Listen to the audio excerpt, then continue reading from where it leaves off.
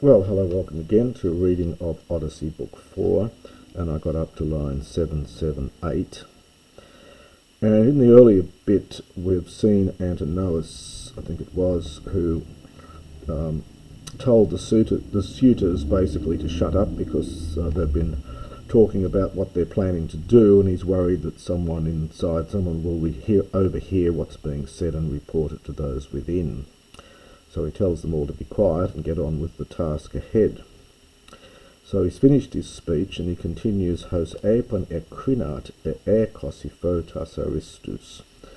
So thus, having spoken, we've seen this krino in the middle here meaning to choose before, so he chose 20 of the best men.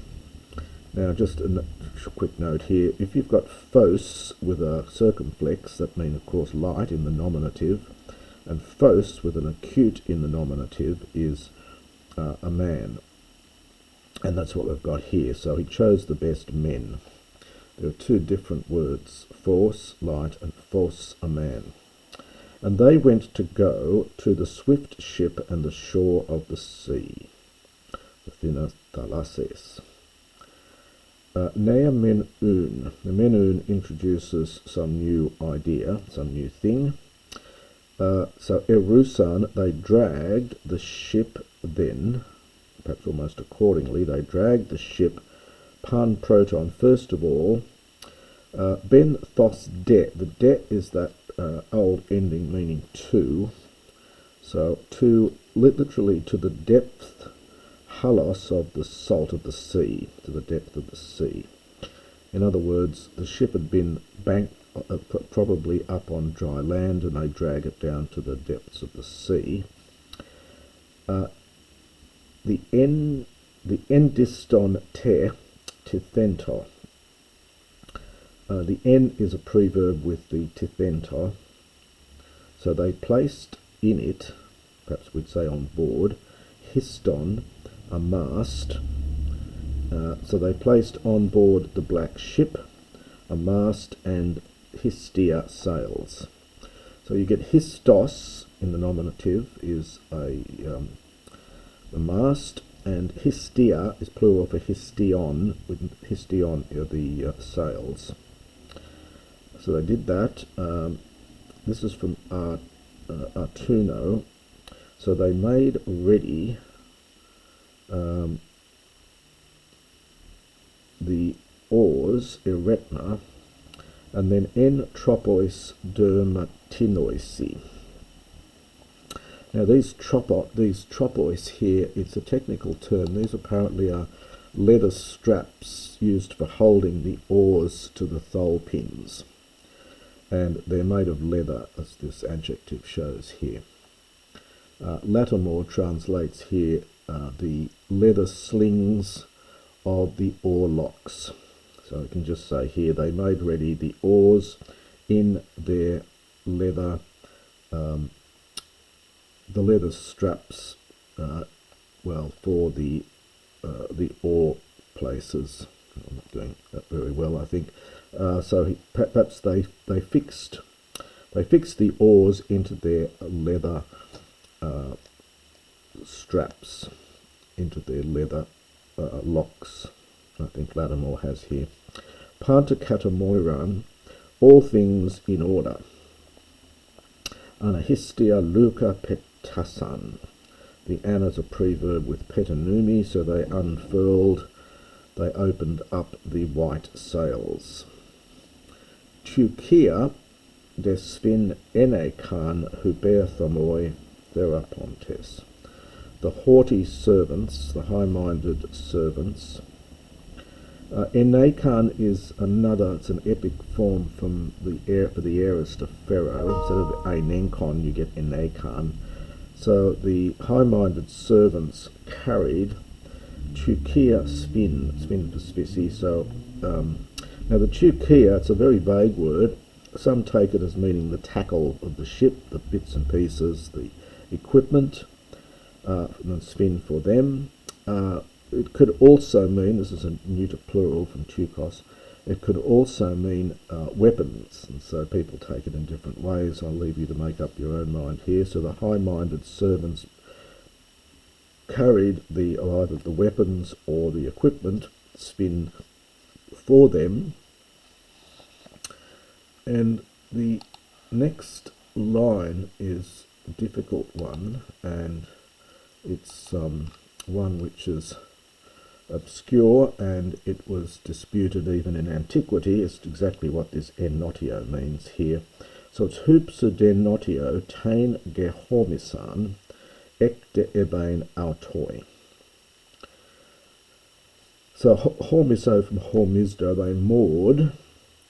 They then, in fact, moored it. Hupsu, something like high up, and then ennotio is the phrase that's difficult to translate. Again, I checked Lattimore here. He says high up, deep enough in the channel. So he takes all this together. So they moored it, in fact, deep enough in the channel. Not sure where he gets channel from. Cunliffe in his dictionary connects notios with notos, the south wind, and hence takes this as meaning in the south. The hupsu must have the sense of in high water, high up. Others take it to mean near the shore, and they imagine the ship in sufficient water to keep it afloat, with the stern near enough to the beach for them to disembark without any smaller boats or any gangway. So I'm somewhat tempted towards the idea of the south. Notios can also mean in the wet, in the sea. So it's not quite clear exactly what it is. I think I'm just going to translate it as they moored it in high water, in the sea, or perhaps in the south, or perhaps near the shore. Any of those, I'll leave the commentators to discuss it. And they themselves then disembarked. Ek eban, eban for besan, as commonly in Homer. So the point is that the ship is no longer beached, it's in the water. The water's high enough for the boat to be floating, but it's not so far out that they can't disembark without using. So they disembark without using any boats. There's no mention of little boats or anything. Enter de dorpon helonto, and there they took their supper. Menon depi hesperon Iphthime, and they waited for the evening to come. Now, as the camera now turns away from them, back to Penelope in her room. Homer often does this quite dramatically. The camera just moves and the next scene is there. So, he duperoio althi periphron Penelopolea, Kate ar arsitos apastas et duetos e potetos. So Penelope, thoughtful Penelope, sat, well, I think it's something like there, in the upper room. Standard word here for hooper, on, I think it's neuter. So she was there in the upper room. She lay there, arsitos, without eating, apastos, not tasting, and then we get two genitives, not tasting her food or drink. The ed here is connected with that root from edamai, connected with esthio and so on. So she did not, untasting of food and drink. And horminus is a participle, so she was tossing about in her mind, and we get a and a. So I think whether probably is best for this here. So whether her noble son, perhaps her blameless son, I prefer to translate this as noble, her noble son optative might escape, the noble son hoi for her, might escape death, or he damee optative might be tamed by the haughty suitors, or whether he, in fact, for the ge, might be tamed by the haughty suitors. So she was thinking about, so as many things as a lion. Now we get an aorist here, I think, from, it's the same verb we had up. No, we haven't had this verb. We're going to have it again a bit later. We've had a synonym for it. It's a bit like the hormino. It's to toss around in your mind, to be in two minds, to be divided with two different thoughts. So as many things as, I think it's a nomic aorist here, I think. So as many things as a lion contemplates, a lion daesas, terrified, en homilo andron, literally in the company of men. So perhaps among a company of men. Hopotan mindolion perikuklon agosi. Another slightly tricky clause here. So it's whenever.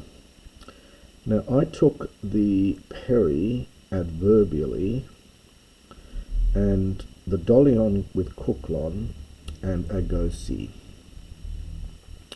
So it's something like they encircle. So the kuklon agosi I took to mean they encircle him in a treacherous circle. So they come around him in a treacherous circle, and the peri is adverbial here, around about. So whenever they, well, perhaps it's either they enclose their crafty circle around him, so perhaps they encircle him with a crafty circle. It's a rather odd use of ago here. Others take this as peri with the ago, but I couldn't find a peri ago in the dictionary, so I'm not quite sure how that works. Others take peri as adverbial. So whenever they encircle him, dolion could be adverbial itself, but it probably goes with the kuklon. If it were adverbial, they encircle him craftily all around. Anyway, I'll leave you to nut that one out. It's quite a tricky line there. So such things did hupnos, Nedumos hupnos. Nedumos is, it's that ne, that negative particle there, and it's the word to do with pain. Sleep which takes away pain, so relieving sleep, came upon her as she was thinking about these things. She was contemplating them. And she slept there, anaclinthesa, having reclined, she fell asleep. And panta hapsia, this is neuter plural. There's a noun, third declension noun, hapsos, to hapsos, neuter. This is the neuter plural. So all, it means the joints. So all her joints for her. Luthen is probably from luthesan, so it's neuter plural with plural verb. You do get that in Homer. So all her joints were loosed, so she was completely relaxed. Well, the gods are never far away, and then so enth out alla endoe synthea glaucopis Athenae. But the grey-eyed goddess Athena here has the sense of had in her mind then there are other things. So at that point then the grey-eyed goddess Athena had other things in her mind. Poiese, for epoiese, she made an eidolon. Well, this is some kind of ghost or spectre.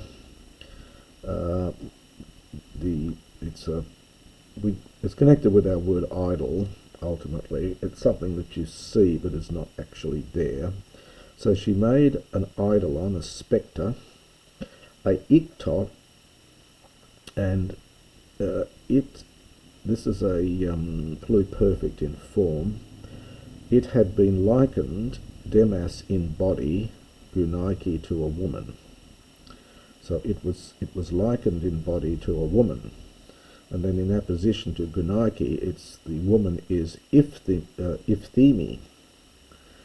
who was the daughter of great-hearted Icarius, and Eumelus opuetain married her. The verb is opuio, to marry.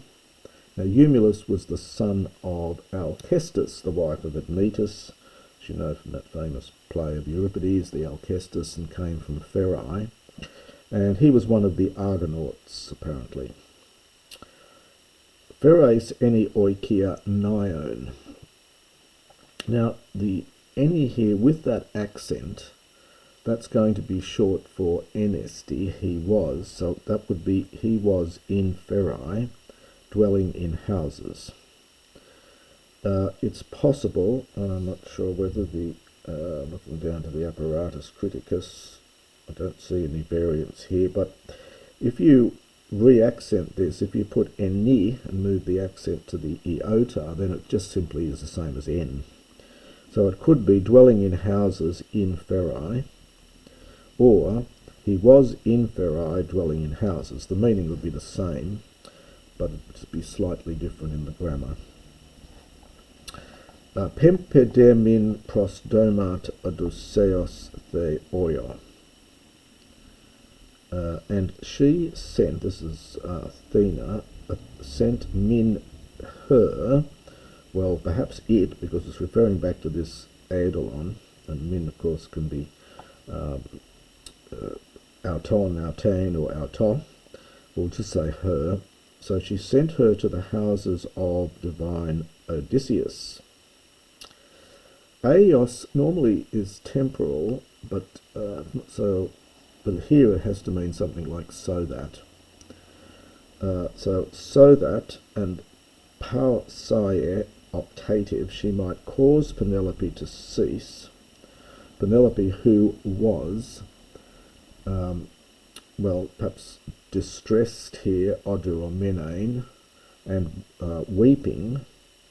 So she might cause Penelope, who was distressed and weeping, to cease, and then we get the genitive after the power, to cease from her lamentation and her teary, perhaps not lamentation, perhaps lamentation, crying, to cease from her crying and her teary lamentation. Got oyo here. And she sent her she came into the bedroom. She came into the bedroom, parakleidos himanta, something like beside or past or beside this is the thong of the bolt of the lock.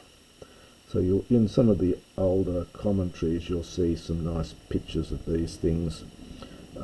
It's to do with a leather strap that is used, is attached to the bolt that acts as a kind of lock on the door. So something past the thong of the bolt. It's a bit vague, but it probably has the sense of that she's locked inside the room, and this eidolon is able to pass through and get through without worrying about the lock. Homeric bedrooms typically have no windows or chimneys for ghosts and other creatures to come down or enter, and so this is the way she gets in. Stader huper kephales kaimin prosmuthon iapen, and she stood above her head, and she addressed a word to her. Now it's a question. Eudes Penelopea philon tetiamene eto. Are you sleeping, Penelope? This tetiamene is a participle from a perfect form, tetiama. It only occurs in the perfect. It means distressed or vexed. Distressed is probably good here. Distressed in your dear heart. Uken se udi iosi theoi rea zoontes, kleien ud akakasthai. The gods who live easily, the gods who have an easy life, now we get double negative. So they will not allow you. This is from ERO. So it's I think for emphasis. So will not in any way allow you, Clyane, to weep, nor Akacaesthai to be distressed. Since then your son is still Nostimos. So your son is still going to get a trip home. It's almost, since your son is on his way home, perhaps you could translate for Nostimos. He's on his way back, he's coming home. It's just a funny side comment. Polynostimo in modern Greek means very tasty. If you're at a restaurant and something's very nice, you can congratulate the chef by saying polynostimo.